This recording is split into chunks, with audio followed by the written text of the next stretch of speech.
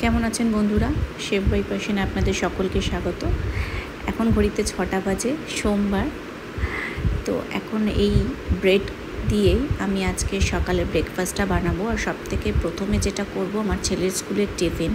সেই ছোটোবেলায় মনে আছে, মা ব্রেড কেটে একটু ঘি লাগিয়ে আর চিনি দিয়ে আমাদের টিফিনে দিত। আর সত্যি কিন্তু সেই স্বাদ এখনও ভোলার মতো নয়।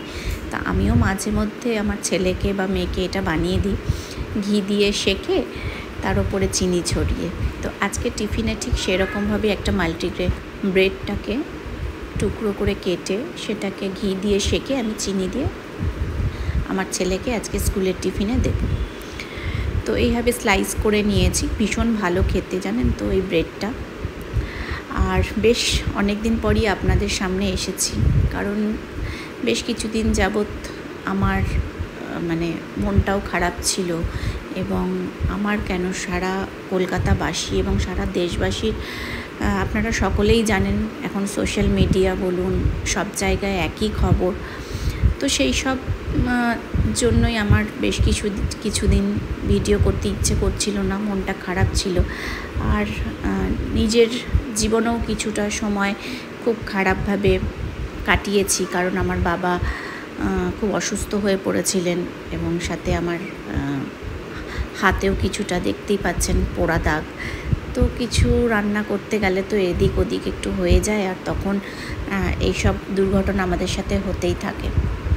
তো এইসবের জন্যই আমার অনেক দিন ভিডিও দেওয়া বন্ধ ছিল। কিন্তু আপনাদের ভালোবাসা এবং যেইটুকু আমার ফ্যামিলি রয়েছে তাদের জন্য তো আমাকে ফিরে আসতেই হবে। তো আবার নতুনভাবে সব কিছু ভুলে ফিরে এসেছি।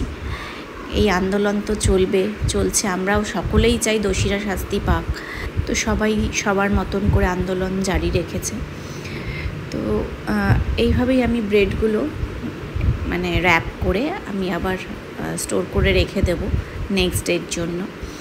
তো আর আজকে তো সবাই জানে রাখি বন্ধন। কিছু উৎসব তো আমাদের জীবন থেকে চলে যেতে পারে না, এবং এই বন্ধন যেন প্রতিটা সম্পর্কের মধ্যে একটা রক্ষা কবচ হয়ে দাঁড়ায়। সেই জন্যই আমার ঘরেও যেহেতু আমার ছেলে মেয়ে রয়েছে, দেখুন আমার হাতটা ভীষণ বাজে লাগছে ক্যামেরায় দেখতে, কিন্তু কি করা যাবে, হয়ে গেছে, এখন কিছু তো করার নেই। তবে অনেকটাই এখন ভালো আছে, দাগটা আস্তে আস্তে হয়তো চলে যাবে। তো যেটা বলছিলাম, হ্যাঁ, প্রতিটা ভাই বোনের মধ্যে যেন এই ভালোবাসা সারা জীবন থাকে, তারা একে অপরকে রক্ষা করে। তো ঘরেই আমি একটু কাজু দিয়ে আমি একটু মিষ্টি বানিয়ে নিয়েছিলাম। তো দেখতেই পেয়েছেন, আমি ড্রাই ফ্রুটগুলো গুঁড়ো করে তার মধ্যে 2 থেকে 3 চামচ গুঁড়ো দুধ দিয়েছি।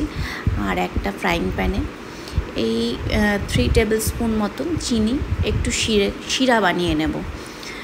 তো শিরাটা বানানো হয়ে যাওয়ার পর একটু হাত দিয়ে কিন্তু আপনারা দেখে নেবেন যে চ্যাট করছে কিনা। খুব বেশি গাঢ় শিরা কিন্তু হবে না, আবার একদম পাতলাও হবে না, মোটামুটি যেটা চ্যাটে একটা ব্যাপার আসবে। তখনই কিন্তু আমি গ্যাসটাকে বন্ধ করে দিয়েছিলাম, কারণ বন্ধ না করলে আবার কিন্তু এটা জমে যেতে পারে, তখন একটা বাজে টেক্সচার চলে আসবে।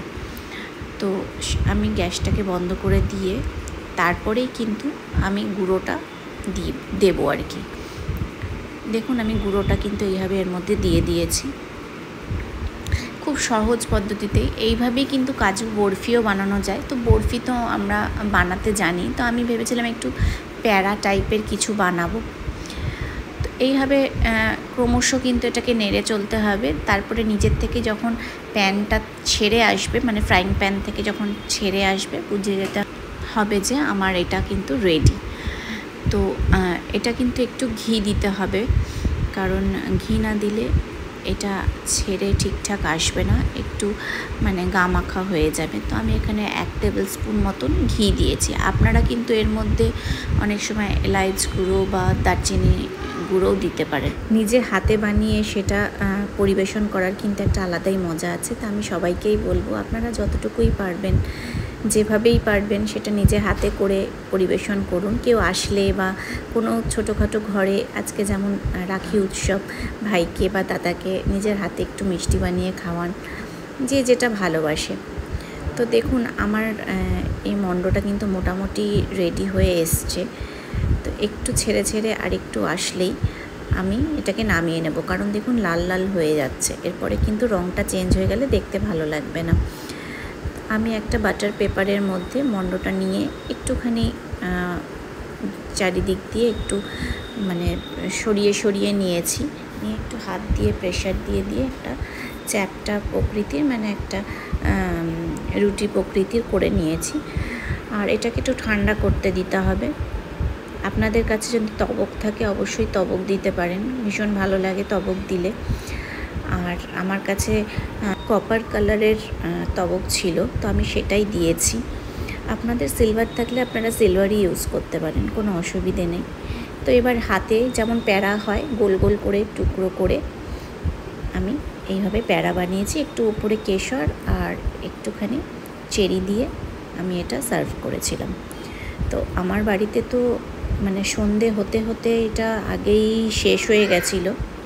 এটা জমার জন্য তো একটু ফ্রিজে রাখতে হবে, না হলে বলুন গরম গরম তো ভেঙে যেতে পারে। তো আমি যতটুকু সময় ফ্রিজে রেখেছিলাম মোটামুটি এই যখন আমি মানে সন্ধেবেলায় এই রাখির আয়োজনটা করেছিলাম, কারণ ছেলে তো স্কুলে গিয়েছিল, মেয়েরও স্কুল ছিল, সন্ধে ছাড়া উপায় নেই। ততক্ষণে আমার এই কাজু প্যাড়া কিন্তু শেষ, প্রায় ওই একটা কি দুটো বেঁচেছিল। আর এই যে মিষ্টি একটা মেয়েকে দেখতে পাচ্ছেন, এ হচ্ছে আমার পাশেই থাকে, আমার আরেকটা মেয়ের মতনই, দিশা, খুব মিষ্টি একটা মেয়ে। আর এই যে দুজনের সারাক্ষণ খুনসুটি লেগেই থাকে। তো ও যেহেতু একা, আমার মনে হয়েছে এই দুই বোন মিলে একটা ভাইকে রাখি পরাতেই পারে। তো এইভাবেই আমাদের সারা দিনটা কেটেছিল। তো দুই বোনে মিলে ভাইকে রাখি পরিয়েছে, বোন দিদিকে রাখি পরিয়েছে, দিদি বোনকে রাখি পরিয়েছে, এবং ওরা ওদের মতন ক্যাডবেরি আদান প্রদান যা যা করার ওরা করেছে। আমি শুধু ফটো ভিডিও তুলেছি। তো ভালোই লাগলো খুদেদের নিয়ে আজকে রাখি উৎসব, এবং প্রত্যেকে কেমন হবে আজকের দিনটা কাটালো। অবশ্যই কাটালেন আপনারা, আমাকে জানাবেন। আর আমার ভিডিওটা আপনাদের কেমন লাগলো সেটাও বলবেন। তো ভালো লাগলে অবশ্যই পাশে থাকবেন, লাইক কমেন্ট শেয়ার আর সাবস্ক্রাইব করতে ভুলবেন না। কিছু ফটো আপনাদের সঙ্গে পরে শেয়ার করব। তো আবার দেখা হবে নতুন কোনো ভিডিওর সাথে। দেখুন মিষ্টি খাইয়ে দিচ্ছে দাদাকে আর একজন ভাইকে। তো চলুন আবার দেখা হবে নতুন ভিডিওর সাথে। ধন্যবাদ।